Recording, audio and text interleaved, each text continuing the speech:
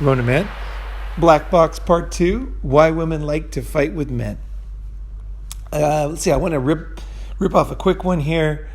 And a lot of guys wonder this. You're having a great day. You're with a woman. Everything's fine. Everything's fantastic. You're lounging around.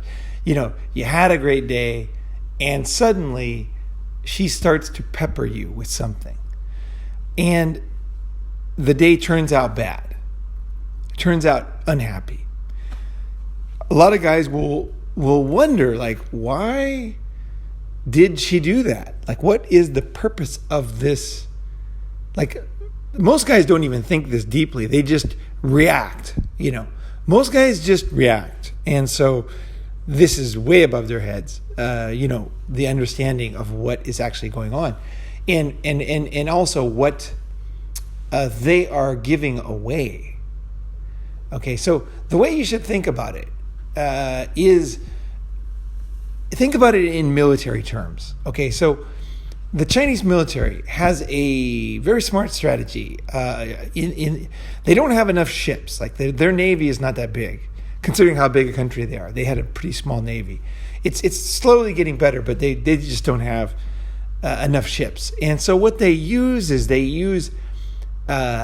fishing boats, so civilian fishing boats for military purposes. And it's a very interesting strategy. So what they'll do is, let's say they want to know more about how serious the Japanese SDF or the U.S. military is about a certain situation.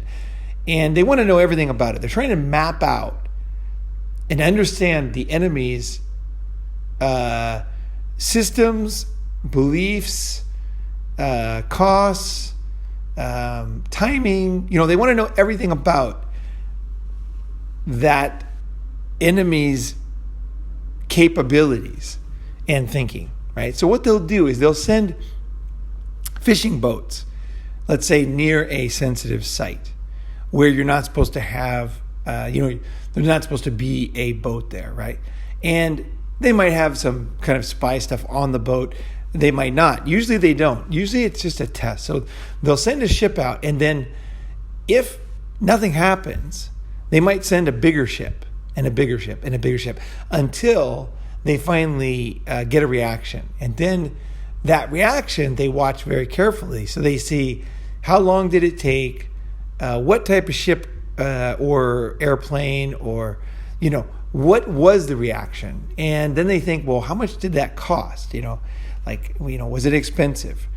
Because that affects things, right? So if you send a cruise missile, that costs millions of dollars. If you send a laser or a drone, or make a radio call, these are very different costs, right? And there are also some things are renewable, other things are very expensive and difficult to produce, and you have a limited supply of. So they're watching all this stuff when they send these fishing boats. And then they're also understanding the basic belief system. Because every military, they might say these are all important, but reality is they have a big, there's a big difference between this or that, which is more serious, which is more important. And if, for example, they're doing research somewhere or something's going on, then the military obviously won't say that, but they will show that, right, in their reaction. So this is what a woman is doing when she's fighting with you. It's not that she likes fighting. It's just this never-ending testing that women are evolutionary, trained, planned, programmed, whatever to do. And I want to caution you against reading dark things into this.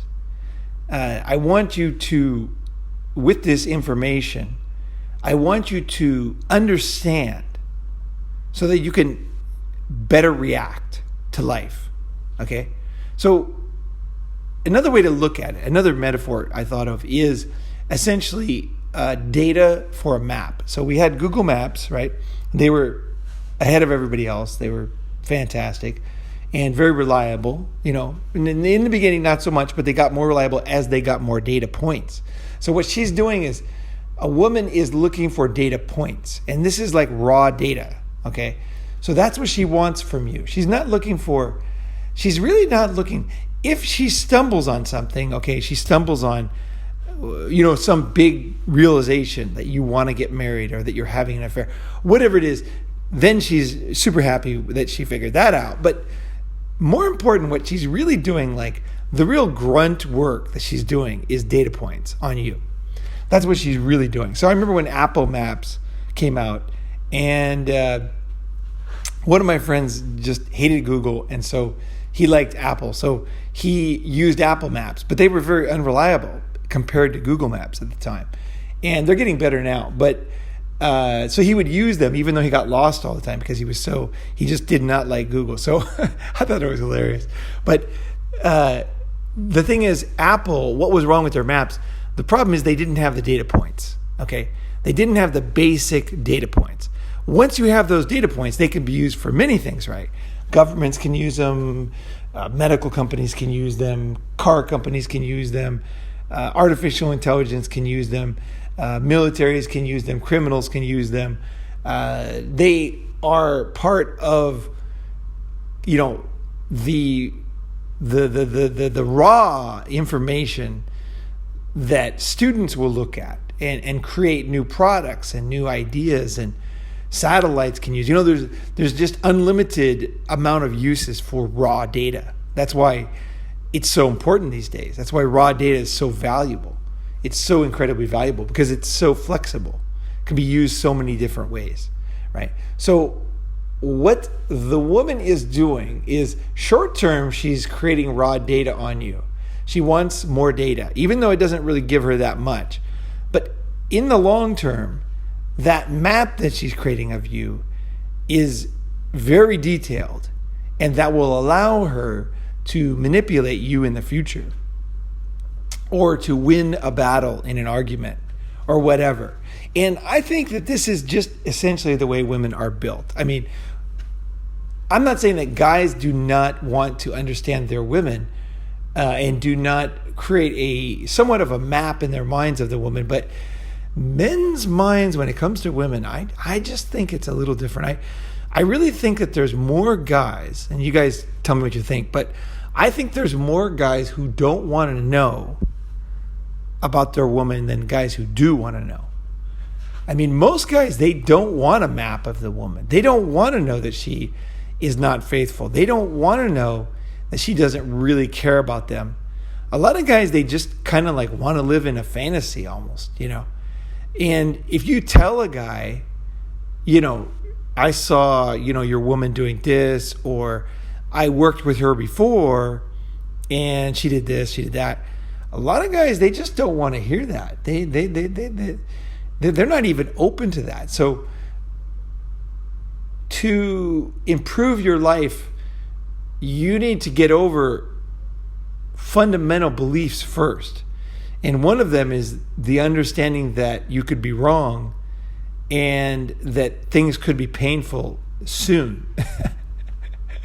Nobody wants to know that, right? It's like you could be, a cavity could be forming in your mouth and you have to get drilled here next month, right? Nobody wants to think about that. But this is what you should do if you want to essentially be happy, because ignoring the cavity, ignoring the health problem, ignoring your misinterpretations or lack of knowledge of the woman that you're with, that you're targeting, or whatever, that is not to your benefit. I mean, it's really, really, really not to your benefit. I don't know why guys are so willing to do this. I just don't get it. I like pain in that sense. In that sense, tell me the bad news first. I want to know the bad news. And I'm the same way in business. I want to know that, and I've said this before, but that a customer has no money, or that they could not buy this thing that I'm selling because of some structural thing. They're just not capable of it. Maybe they one of my examples was when I was under 16, I was looking at cars. I was not capable, I didn't have a license yet. So how could I buy a car? But I was interested in cars, and I wasted a lot of salesmen's time, right? finally one salesman said, "How old are you?" And I was like 14. He's like, "Well, come back when you're 16." Like, geez, you can't buy a car. And I felt he uncovered me, right? And so we all have that aspect where we want to get, we don't want to tell, right? So when you are, the thing with black boxes is that you probably think that you're pretty good at keeping things private. Okay? So you probably think that you are a pretty good black box. I would say probably most guys who watch that episode would say, yeah, I do that. I'm a good black box. But what you're probably not so good at is letting her have those data points. Because actually, those data points are more valuable than realizations. And you can see that in the internet. Google's data points are more, in the end, crazy, way more valuable than knowledge of things that seemed like they were super important, like understanding that there's an ocean here or something like that. The data points not only tell you that there's an ocean, but they tell you how deep it is, how cold it is, if it's good. There's so much. The data points give you an ability to predict things, even, not just an understanding, but prediction and to theorize, maybe even, based on these past data points based on this amount of pressure or that amount of heat or whatever, start to, predict, hey, if this happens, if there's an earthquake of this level with this type of movement, we could see a 9.9 earthquake and a tsunami, which could be 100 feet high, right? You can start to say, okay, this is a possibility, and then you can start to test that, right? Based on, you can start to watch tsunamis, right? And you can start to learn, right? And that gives you a deeper understanding, but it all starts from the data points. So a woman wanting data points on you is normal. And so your job is the black box. Okay, this is a tough one because you don't want to be paranoid. You're not there to hide yourself from the woman, right? You don't want to be like, I can't tell her this detail because she would know I like chocolate. And that's terrible, obviously, with every truth, okay, there's a point where it is not true, right? And that's the thing about life. It is like, why I do long videos is because life is complex. It's not simple, right? So on this one, let me see if I haven't even thought about this yet, but what perspective is, you want to share your life with other people, okay? Whether it's friends or whatever, you want that, right? That's a fundamental thing, but you don't want to be taken advantage of, right? And you want people to know you, okay? Because if they don't know you, they don't know what you feel and how you are, how can they deepen the friendship, right? They won't even know, like, it's, the classic example is buying the wrong present, right? And that you don't even want, because they don't even know you, right? So I think that you want to, I think one of the things that you can do right away with this information from this episode is to not get angry and get emotional. You need to understand that this is kind of her job as a woman. This is like, you are her research project, okay? You just have to accept that a woman is just going to do that, okay? It's just the way it is, okay? It's not like good or bad, right or wrong. There's no way out of it. She will, on instinct, start to collect data points on you. So understanding that, because not understanding it, okay, so thinking that this is some kind of a diabolical plot to destroy you, or undermine you or something, or taking it in the sense of it's only this woman, or this is a fundamental thing. Okay, every human beings share characteristics, right? That's and this is just a characteristic of female nature. It's just the way it is, that they will do this, they cannot help this. Okay, they're very good at it too. Okay, that's the other thing. They're super good at it, and you have to accept the fact that you are not good at it. Okay, so understanding that she is very good at something and you are not good at something is a good place to start. Because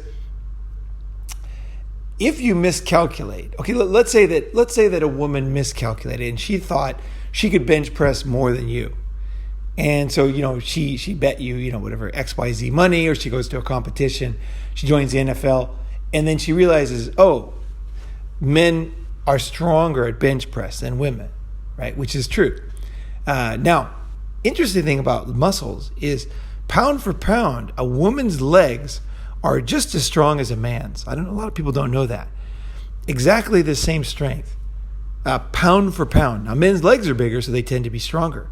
But pound for pound, women's legs are just as strong. But chest, no. Men's chest, men's bench press is much stronger than women. So even pound for pound, doesn't matter. Same amount of muscle, everything. Guys are going to be stronger in the bench press. So when a woman understands her weakness, she will get injured less. She'll make better decisions, right? And if you understand that, A, she's going to do this, B, you're not very good at being a black box, right? That's why I made the episode, and that's why I'm making this episode. So it's not to make you paranoid, okay? I don't want you. Being paranoid does not help anything, okay? It's understanding life and understanding your weakness, and at the same time realizing that you can get better. Because when you react emotionally, okay, when you react like, you're letting her know a lot more than you think. So these guys most guys react emotionally to things. I want you to, when you sense that someone is prodding you or trying to fight with you, the knowledge that this is something she has to do will take a lot of emotion out of it. And that alone gives you a huge advantage. So, the way to think about it is like this.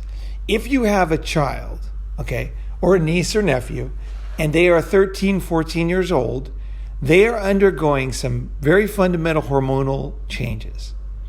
And a baby at 2 years old, at 3 years old, there is a child development process. And the child at 2 years old, and they call it the terrible twos, is doing something that is healthy and important and natural and something that the child must do to develop to the next stage, right?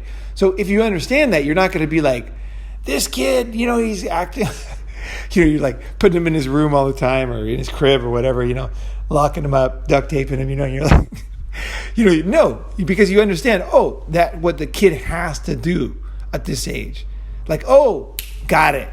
This might be frustrating to me as a parent or as an uncle, but this is a good thing, actually. The child needs to do this. This is a stage the child needs to go through, right? So when you understand that, it takes a lot of the anger out, because you're like, wait, this isn't just this kid. This isn't going to last forever. This is something that they need to do. And my job, if I want to have a healthy, let's say, a child, niece, nephew, whatever it is, friend's daughter, son, if I want to help them, I need to understand these things, right?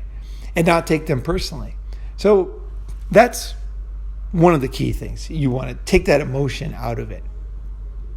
And then when you take the emotion out of it, I believe, okay, and I'll end on this, I believe that will give you the wisdom to separate when a woman is just doing what women do and have to do, something that's part of their being, and something that is not good.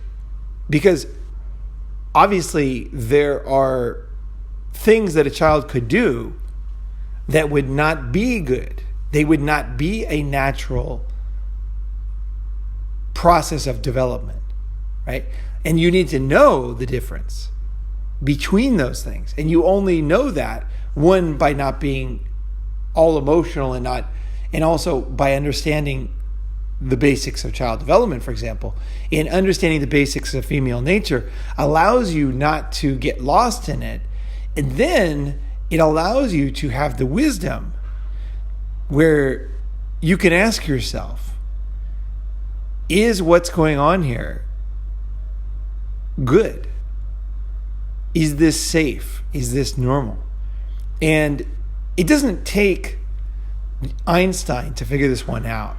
When somebody is doing something really bad, okay, you will know. It's almost like it's screaming at you, okay?